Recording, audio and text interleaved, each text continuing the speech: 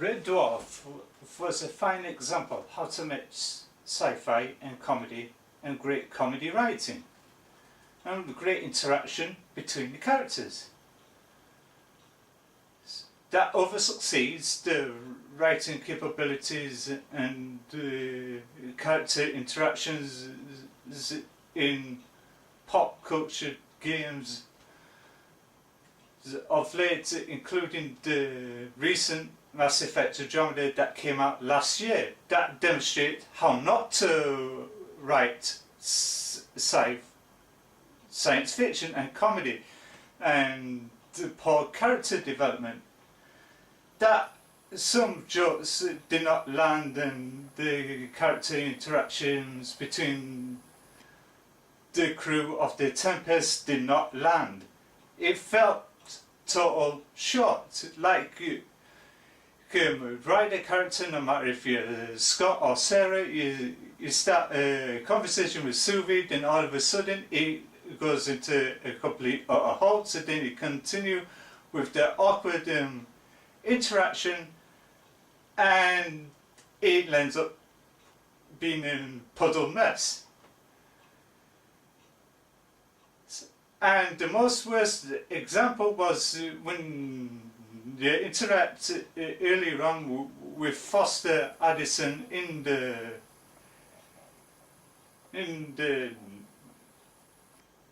Nexus operations. The interaction was a bit off, was a bit not right, where she was fumbling left, right and centre. That's not how you do character interaction and writing. But with Red Dwarf is a rare example where they had good casted characters with Crichton, Lister, Cat, Rimmer, both Follies and Kochanski, which they all brought the strength and depth of the characters to the respected roles, in the form of Danny John Hughes and Craig Charles and Chris Barry and Robert Llewellyn and Chloe Annette and Norman Lovett and Hattie Hayridge, who brought great depth and weight to the characters, which they excelled well. There was great rounded characters and know how to interact and say a joke and the audience laugh and they get it in whatever situation. The great demonstration was the episode Backwards, where things didn't make no sense because everything was done in reverse. And Craig Charles and Danny John Hughes started to get into a rap, and how he perceived the spelling of London backwards, which to the audience found the grand execution and design funny. But if you're trying to put that in a video game like Mass Effect Andromeda, it doesn't work. It's a failure of writing. And the writers at BioWare Montreal should have not pitched that script whatsoever. They was lazy of them. It was grandiose lazy. To say that Red Dwarf started in the 80s, know how to write comedy and sci-fi well. Next to Mel Brooks' genius creativity behind Spaceballs. Another fine example of how to do sci-fi and comedy well, and character interactions and good writing. And those were well received by the fans. That's still loved by the fans today, who was coming into both franchises and that. But it's astonished me when it comes to a video game with the Mass Effect Andromeda. It falls short, it falls off the cliff. So it can like you come up characters and say, how are you doing? I'm doing fine. What are you doing? I don't know. I feel awkward. I'm gonna stand over there and take care of things. Okay, we'll speak to you later. Okay. That is called rubbish writing. It doesn't make no sense. It feels total robotic and ridiculous. Whereas Red Dwarf makes sense. The jokes land where it wants to. And each actor developed their characters well. They rehearsed their characters for weeks, right up to the premiere of the episodes, which you have to show in front of a live audience to get that laughter track for the audience at home. And the audience loved absolutely every single joke because it's funny. Duck Soup, where Chloe smacks a pan or something over Robert Llewellyn's head, telling him to say no week, took Kanunga, squee knuckle, and all that as well over and over again. And people just basically fall flat on the floor laughing. If they try to put that joke, that very same joke, into Mass Effect Andromeda, it wouldn't work. It just fell flat on its face.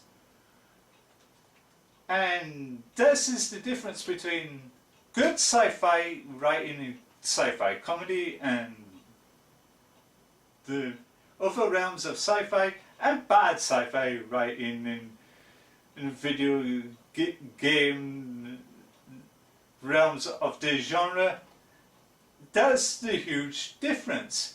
In past Mass Effect games, the writing made sense. Each character was cracking a joke and it was all laughing. The fans who grew up with the original Mass Effect trilogy get the jokes. It's still funny.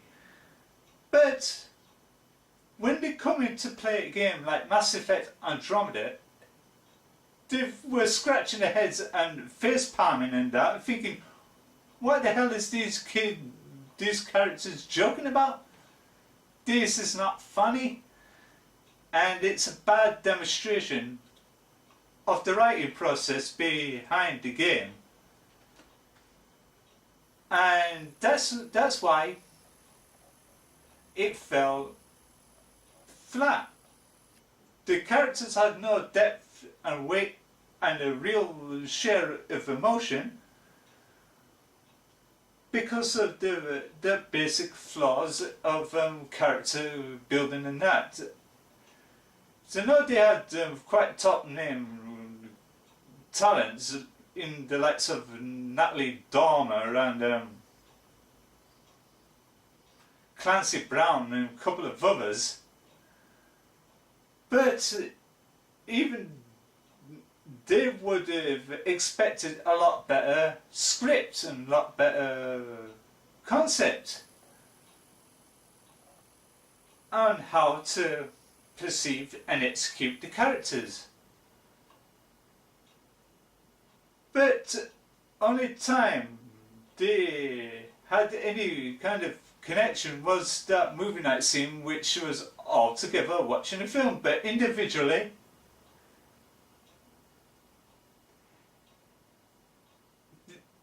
the dialogue interaction was not good. I'm hoping that it sends a demonstration lesson to these video game writers on how to write sci-fi interaction well, and Red Dwarf is the fine example of how to demonstrate the strength and weight of the characters and that. Then people would get used to knowing the characters. Then people won't say, no, these human characters are boring because they have no humour. Not like when these alien characters have more humour because they're funny, because everybody gets an alien character in pop culture, video games and science fiction to be goofy and silly. When it comes to the human side of things, it falls flat. And this is why I loved Red Dwarf so much, because it's so funny with the jokes. And you just laugh. Each actor brought to their own. And they all done a fantastic job of building the characters and making them interesting and that. And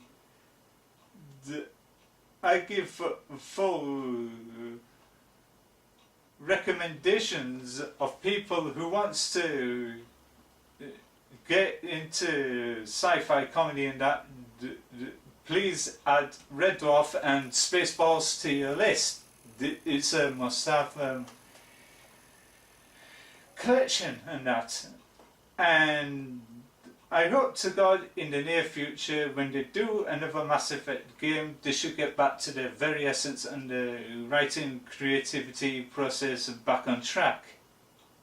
And let's face it, it was not a good attempt on how to execute a Mass Effect game with Andromeda, besides how beautiful the scenery is. But that doesn't sell the game. What sells the game is the characters and the interaction and the good script and the narrative. But whereas in Andromeda, Mass Effect Andromeda should I say, it was no such concept there. It's like a comedian try to tell boring jokes in front of audiences, and they're supposed to laugh, and instead of laughing they all face palming if they didn't get the jokes.